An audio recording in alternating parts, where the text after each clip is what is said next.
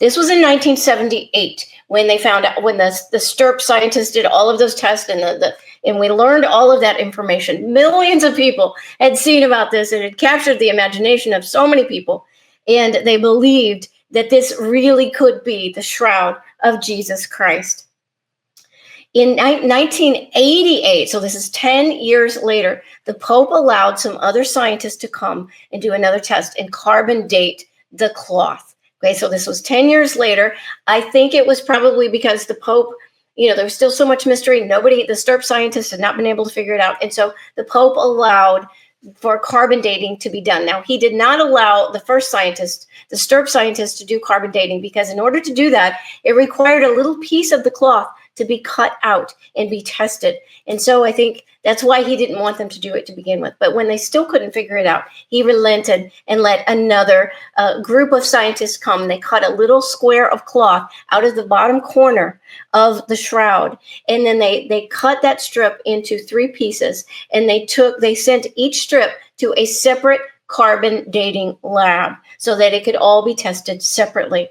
So after the carbon dating, interestingly, that all 3 labs came up with the same date range. And here is what they found. Okay, so you can see the men. These are the 3 men who were in charge of the 3 different labs. Okay, and so they came together to announce their findings. And you can see the dates that the carbon dating showed the shroud was from. It was sometime between 1260 and 1390. So it could not be the shroud of Jesus Christ. Now, I know a lot of people question carbon dating, but I don't think scientists question carbon dating. Carbon dating is thought to be extremely, extremely accurate for dating. So if this is true, then there is no way that the shroud could be the shroud of Jesus Christ. The image is not the image of Jesus Christ. So I guess if this is correct, then all of that was a lie. Or was it? Okay, so obviously there were a lot of people who were really, really disappointed when they found this out. They announced it all over the place. You can see it made all the news. Here's a news article: Turin shroud shown to be a fake. And here's our scientist looking very smug about having disproved that this was a hoax after all. You can see that they are obviously very proud of themselves. So anyway, the entire world now thought that the Shroud of Turin was a hoax. It had been proven. It had been proven with carbon dating. Now, obviously, a lot of people were very, very disappointed. And so there were a lot of people who still couldn't answer the question, how was it made? And all of these other things, all of the things I've been talking about tonight, it was just too much coincidence to be coincidence. What was going on? And so a lot of people, there were people who continued looking into this. And there was some weirdness that they found out. So first of all, they found that one of the scientists who did the carbon dating, he had been placing bets. And so he actually made money off the fact that it was deemed to be a hoax. Okay, so that was a conflict of interest right there. Also, the entire process where they cut the cloth and then put it together and sent it off to the labs, everything was supposed to be videoed, was supposed to be taking a video of them. There was a very strange gap in the video when they took the pieces of cloth and they put them into the little metal cylinders to send them to the different labs. So that was kind of suspect. Now, this is an image of some of the pieces of cloth that were cut out. And then they also had some other pieces of cloth from other fabrics from supposedly similar time period to be tested as well, as kind of what do they call that? As just to kind of be I can't think of the word. But anyway, so they tested several different, and the scientists supposedly did not know when they were carbon dating. They were not supposed to know which piece of cloth was actually from the shroud. So that was kind of suspicious. So also people were thinking, a lot of people suggested that maybe the material, the cloth, had been contaminated because it had been It had been handled by people, probably hundreds and thousands of people over the years. It had been put out and displayed out in public for pilgrims who would come to see it, and people would be able to touch it, so that perhaps could have contaminated the cloth.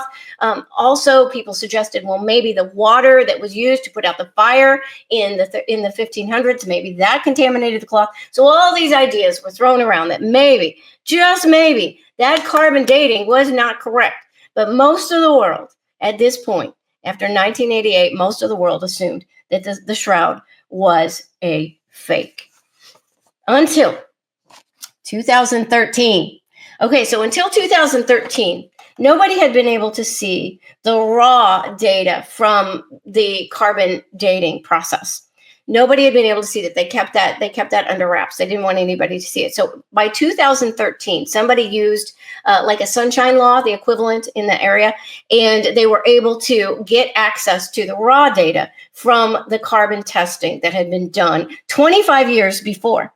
So once they got access to that data, lots of people started looking at this, and somebody noticed something very interesting about the piece of cloth that was used for the carbon dating. What they noticed was that the weave in that little piece of cloth that had been taken for the dating, it was different than the weave of the rest of the shroud. So once they discovered that, they did some deeper testing of the fibers from the regular shroud and then compared it to the fibers from this piece of cloth that had been used for the carbon dating. And they found it was a completely different kind of cloth. Okay. The shroud itself was made out of flax linen. Okay. And the cloth from the area that was taken from the carbon dating was made out of cotton fiber. And not only was it made out of a completely different kind of fiber, it had been dyed to match the color of the rest of the shroud. So do you know what that means? That means, hallelujah, the shroud is back on the table. It is back in the race. So that is awesome. So what that shows us unequivocally that the piece of fabric that was cut out of the shroud for the carbon dating was not part of the original shroud. It was not part of the original shroud. And so here's what probably happened. Probably some little nun somewhere repaired that little corner of the shroud, and she did such a good job that nobody could tell until they really looked into it. And she even dyed it so that it would match, and nobody, it would look just like the rest of the. So that is probably what happened in the 1300s. Some sweet little nun did that, and so that means that the carbon dating that said that the shroud was a fake is not accurate. It is not accurate. So this could absolutely be the shroud of Jesus Christ. Okay, and so you can see from this picture, this little section right here in this corner, it's got like a little circle of black dots surrounding it. That's where they cut the corner for the carbon dating. Okay, so wow, that's exciting. Now, I had not heard this in the news. Did you hear about it? There's a lot of people that don't want this to be the shroud of Jesus Christ.